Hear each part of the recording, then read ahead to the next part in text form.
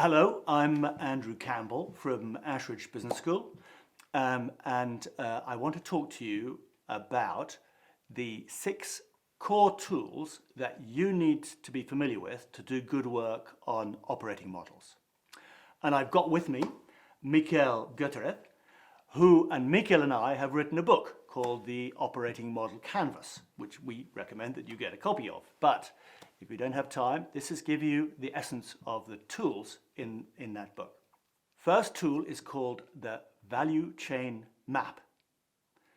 And this example of a value chain map is an example of the value chain map for Ashridge Business School. As you can see, Ashridge has a number of different services that it offers, different value propositions. An open courses value proposition, a tailored courses value proposition, qualifications, and so on. What the map does is it lays out all of the work that needs to be done to deliver those different services to Ashridge's clients in steps. And laying out these work steps, one under the other, where the steps are similar. Now, on this map, there is then quite a lot of other information. First, there is information about what steps are really important to the success of the organization, to making sure that the value delivered to customers is really good. There is red stars for what sort of which steps are currently a problem or not as good as they could be, or have opportunities for improvement. And then most importantly, where can steps be combined across similar steps, combined across the value chain because of economies of scale or benefits of standardization or benefits from a management point of view, and where steps, similar steps, should be kept separate and not combined so that they can offer different kinds of performance for the different clients that they're trying to serve. So value chain map is a absolutely critical first tool that you need to be familiar with to do good operating model work. Michael, second tool.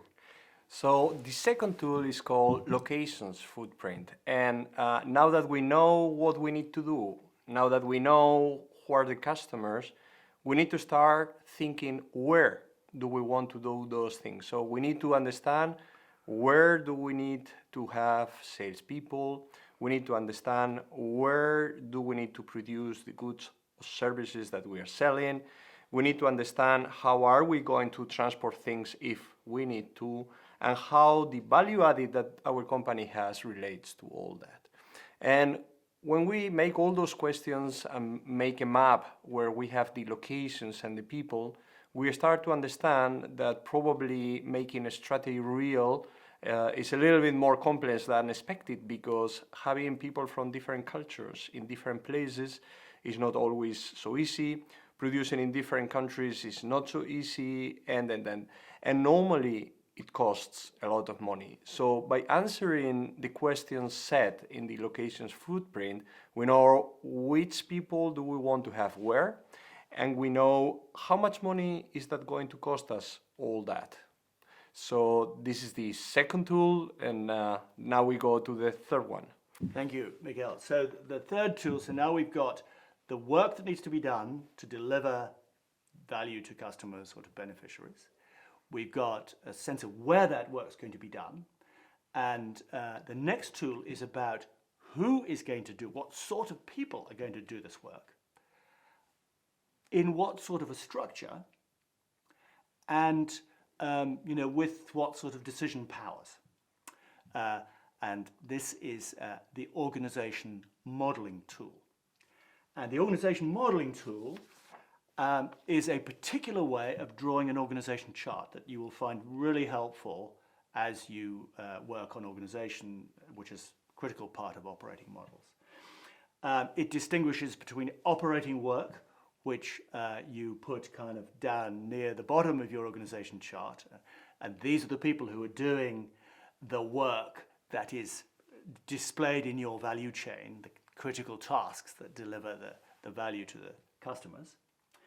But it also puts on the chart the supporting people who are supporting those critical workers who are doing the main work.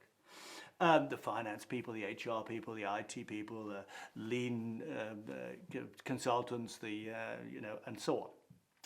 And what's clever about the organization model is it has four places to allocate those support functions, depending on the nature of the relationship that those support functions should have with the operating work.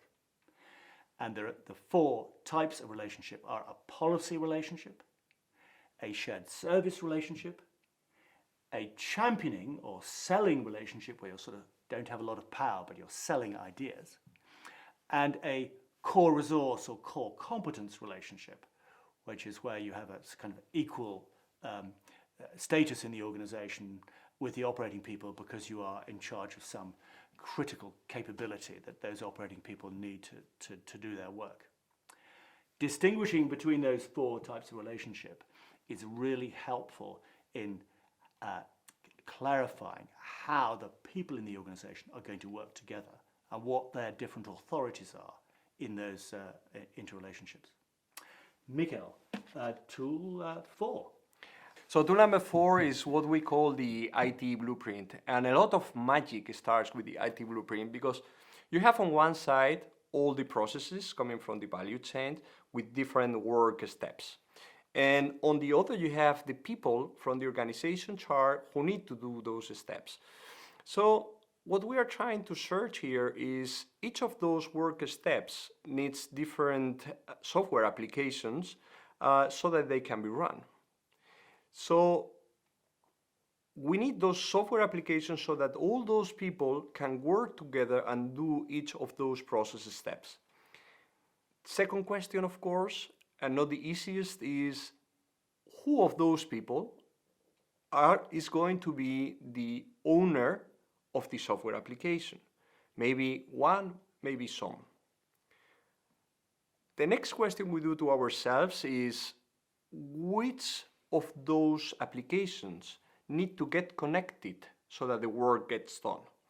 And need to get connected is what we call an enterprise system, okay, or an ERP sometimes. And finally, the question that we do to ourselves with this tool is for all those applications, which of those need to be bespoke or can be bespoke, and which of those can be off the shelf.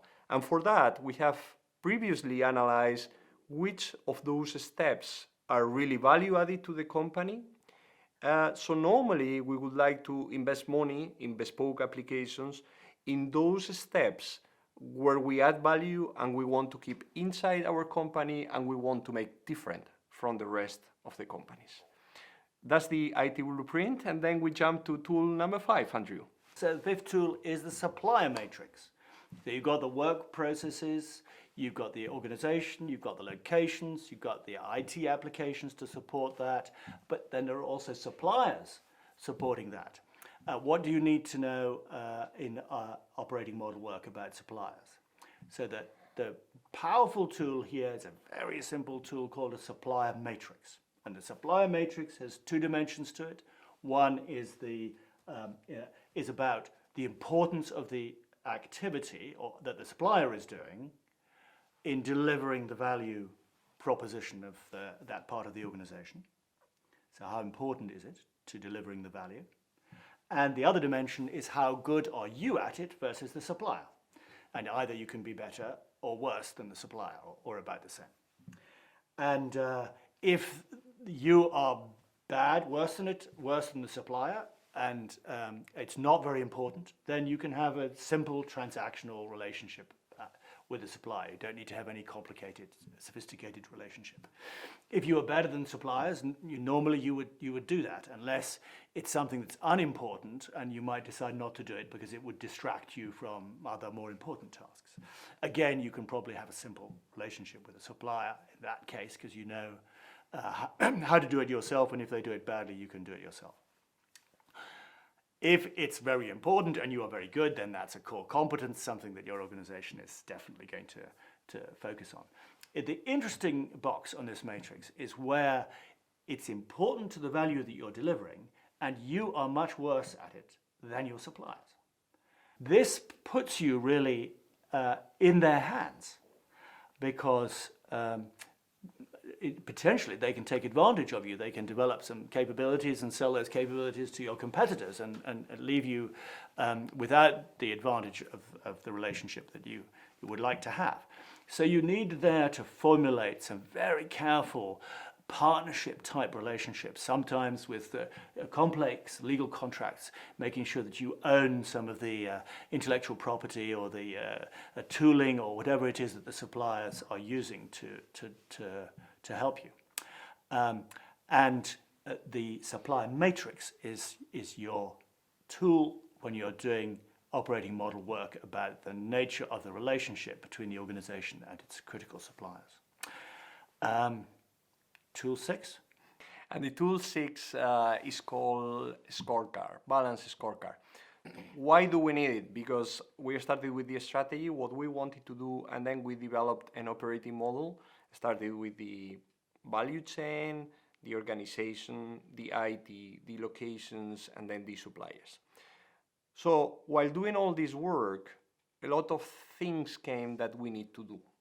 We need to find new subsidiaries, we need to build companies, we need to do an ERP migration, a lot of things came, a lot of things. So we come to a point where we say, we need to manage all this. And this is the tool to manage all this. So when we take the scorecard, we do 3 columns, and each of them has a different time frame.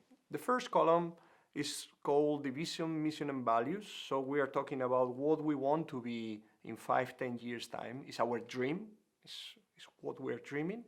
The second column, we call it projects. It's what we need to do in the next 3 years, things we need to change, things we need to do. And the third column is what we need to do today. And it's what we call KPIs, key performance indicators. So if we start by the third, we have all the indicators that tell us how good we are today in doing the processes that we do today.